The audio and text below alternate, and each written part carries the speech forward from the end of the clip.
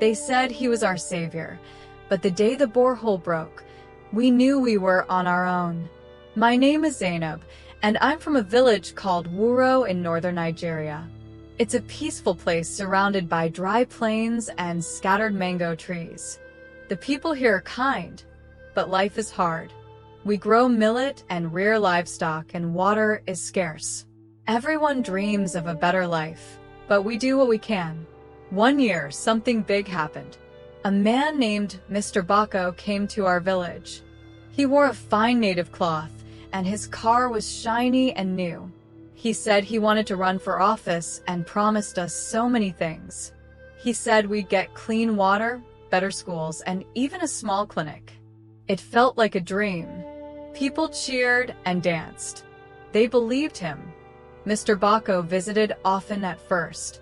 He would shake hands, sit under the shade of our largest mango tree, and listen to people's problems. He'd nod and say, "I will fix this when I'm elected. You have my word." He even gave out small gifts like bags of rice and tins of oil. People were so happy. They called him our savior. Election day came, and almost everyone in Wuro voted for Mr. Bako. He won by a landslide. People sang his praises, saying, "Now our village will change." But after the elections, things began to change, and not in the way we hoped. At first, we thought he was busy. Weeks passed, then months. Mr. Bako didn't visit anymore. When people tried to call his office, they were told he was in meetings or out of town. The promises he made, they started to feel like stories. One day, the village's only borehole broke. Without it, we had to walk for hours to fetch water from a distant well. It was tough, especially for the women and children. The elders decided to write to Mr. Bako, reminding him of his promise to bring clean water. There was no reply. This neglect caused sickness to spread.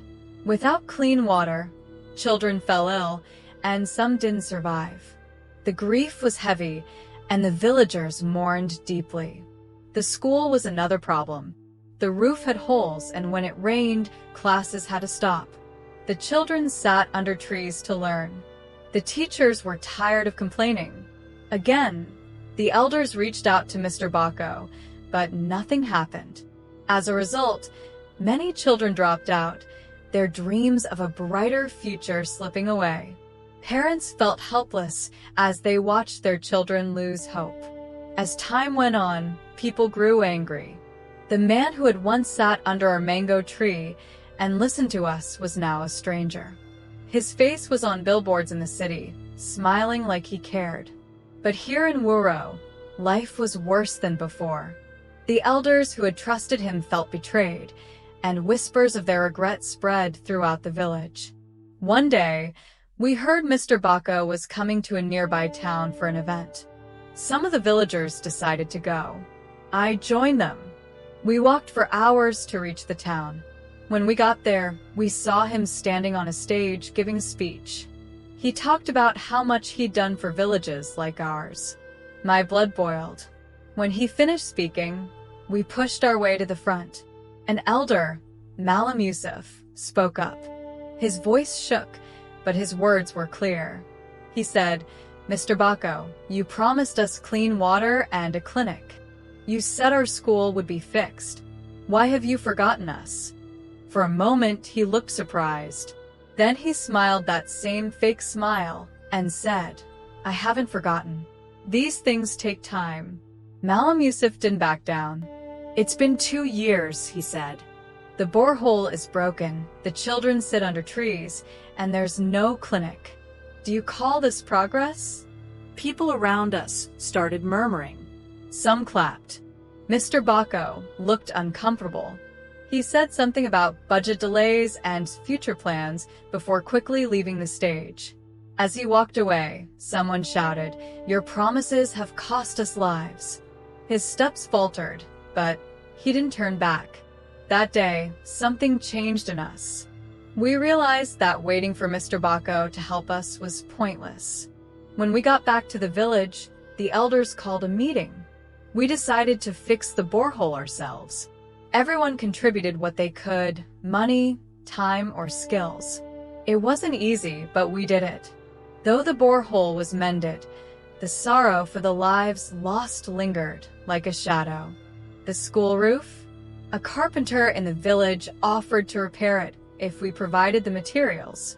Again, everyone pitched in. It wasn't perfect, but it was better than before.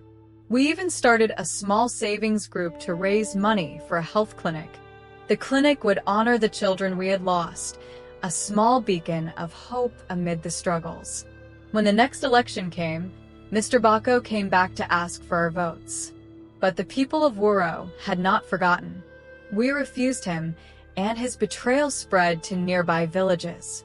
His neglect cost him not just our votes, but the election itself. His name became a symbol of broken promises, a cautionary tale for those who came after him. Mr. Bako's name is no longer spoken with respect in our village. Instead, he's a lesson. We learned that promises mean nothing without action. Now, we rely on each other, not politicians. Life is still hard, but we're stronger for it.